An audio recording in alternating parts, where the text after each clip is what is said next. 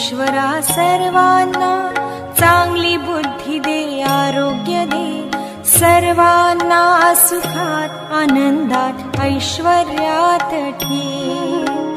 सर्वांचं भलं कर, कल्याण कर, रक्षण कर आणि तुझे गोड नाम मुखात अखंड राहू दे. हे ईश्वरा सर्वांना चांगली बुद्धी दे, आरोग्य दे, सर्वांना सुखात आनंदात ऐश्वर्यात ठेव.